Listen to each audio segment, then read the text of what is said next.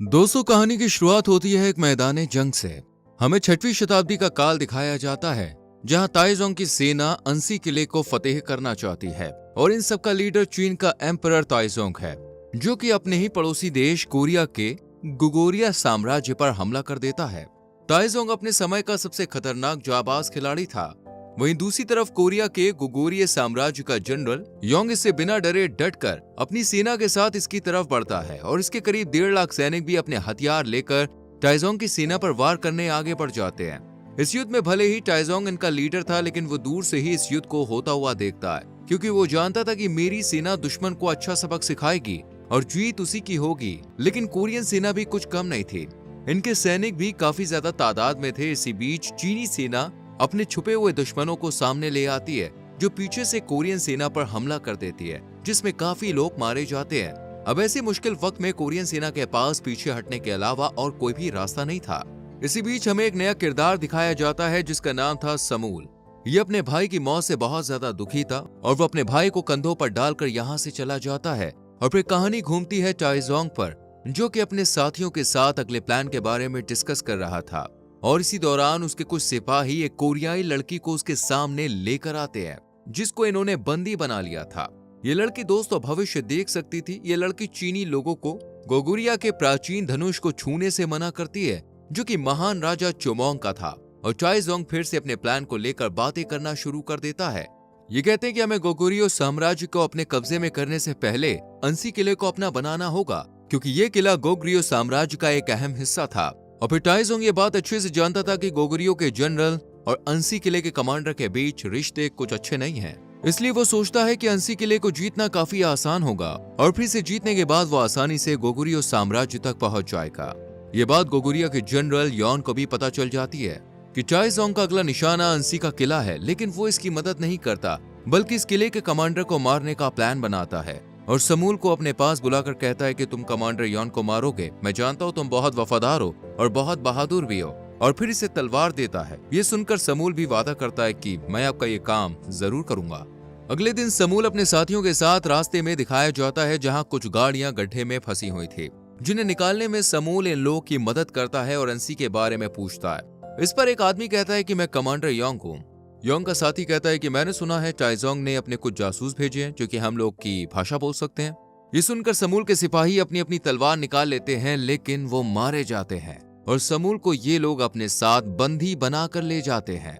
Yong समूल से कहता है कि योन के आदमी मुझे गद्दार मानते हैं, तो तुम मेरे ही फोर्ट्रेस गढ़ में आ गए हो। इस पर समूल कहता है कि दुश्मन मेरे पीछे पड़े हैं, मैं इसे चाहूं या ना चाहूं, लेकिन अंसी मेरा घर है। इतने में ही एक आदमी आता है और समूल को बताता है कि तुम उस कबीले के आखिरी सदस्य बचे हो। जब समूल अकेला होता है, वो अपनी तलवार निकालकर देखने लगता है, जिससे उसे योंग को मारना था। योंग का पीछा करते हुए समूल छुपकर उस घर में देखता है कि योंग एक गरीब से घर में एक न्यूबॉर्न बेबी को गोद में लेकर उसका नाम रख रहा था। इस पर यह औरत भी उसे शुक्रिया बोलती है। ये सब देखकर समूल को एहसास होता है कि योंग अपने लोगों को काफी ध्यान रखता है और लोग भी इससे खूब प्यार करते हैं। अगले दिन योंग को कुछ लोगों के साथ मिलकर रस्सी खींचते हुए दिखाया जाता है और तभी कुछ देर में सायरन बजने लगता है। और जब ये सब लोग वहां जाकर देखते हैं तो वहां कुछ सोल्जर्स होते हैं, जो कि इनकी फिराक में यहाँ आए थे ताकि अपने मकसद में कामयाब हो सके। ये देखकर योंग कहता है कि जरूर ताइजोंग भी हमारे आसपास ही होगा और जल्द ही हमारे किले पर हमला होने वाला है। इसलिए योंग सबको जंग की तैयारी करने के लिए कहता है। युद्ध में उतरने से पहले योंग समूल के हाथ में अपनी कतार देता है और कहता है कि तुम मेरी बियर्ड काट दो। समूल सोचता है कि योंग को मारने का इससे अच्छा मौका तो कोई भी नहीं होगा, लेकिन वो चाह कर भी ऐसा कर नहीं पाता। समूल के हाथ कांपने लगते हैं, जिसे देखकर योंग समझ जाता है कि समूल यहाँ योन के कहने पर उसे मारने आया है। योंग समूल से कहता है कि अगर तुम मुझे मारना चाहते हो तो तुम्हें इसका एक मौका और मिलेगा। और ये सब जंग के लिए निकल जाते हैं। सामने से ताइजोंग की सेना भी इनका मुकाबला करने के लिए आ जाती है, जिनकी तादाद दोस्तों बहुत ज्यादा थी। ये देखकर योंग अपने साथियों की हिम्मत को बढ़ाते हुए कहता है कि तुम लोग अगर किले को बचाना चाहते हो तो तुम्हें इस जंग को जीतना ही होगा। और फिर शुरू होता है दोस्तों युद्ध, जहाँ चीनी सिपाही किले की दीवार तोड़ने के लिए बड़े बड़े पत्थर फेंकना शुरू कर देते हैं। अब चूंकि किले की दीवार काफी मजबूती से बनी हुई थी, इसलिए ये कड़ी मेहनत के बाद भी इसे तोड़ नहीं पाते। इसलिए ये लोग इस पर हमला करते हुए किले की तरफ आगे बढ़ जाते हैं। इन चीनी सिपाहियों को रोकने के लिए अंसी के सिपाही तीरंदाजी करना शुरू कर देते हैं, जिसमें काफी सिपाही मारे जाते हैं। ये देखकर चीनी सेना बड़ी सी लकड़ी की मदद से किले का लकड़ी का बना बड़ा सा दरवाजा तोड़ देती है और अंदर घुस जाती है। लेकिन अंदर पहुंचते ही ये चीनी सेना अंसी के सिपाहियों के बिछे हुए जाल में फंस जाती है। अंसी के लोग पहले से इन्हें फंसाने का जाल बिछा चुके थे, जिसमें फंसकर ताइजोंग के बहुत सारे सिपाही अपनी अपनी जान गंवा देते हैं। जब ताइजोंग को इस बात का पता चलता है तो अपने बचे हुए सिपाहियों को पीछे हटने का हुक्म देता है और किले से कुछ देर के लिए ही सही लेकिन परेशानी टल जाती है। इस खुशी में अंसी के सभी लोग रात में जश्न मनाते हैं। इसी रात समूल भी अपना वादा पूरा करने के लिए योंग के पास पहुंच जाता है और अपनी तलवार योंग की गर्दन पर रख देता है और पूछता है कि तुमने गोगुरिया के जंगलों की बात क्यों नहीं मानी।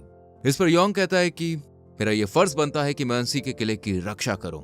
अगर मैं ज्यादा सिपाही वहां भेज देता तो फिर किले की रक्षा कर पाना नामुमकिन हो जाता और गोगुरिया समाज के लिए यह किसी खतरे से कम नहीं था। रात को फिर से खतरे का सायरन बजना शुरू हो जाता है क्योंकि ताइजोंग की सेना ने इन पर चढ़ाई कर दी थी।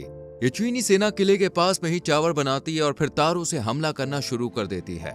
ये देखकर योंग अपने सिपाहियों को मिट्टी के तेल के गोले बनाने का ऑर्डर देता है, जिनसे योंग चीनी सिपाहियों के साथ साथ इनके टावर को भी जलाकर राख कर देगा।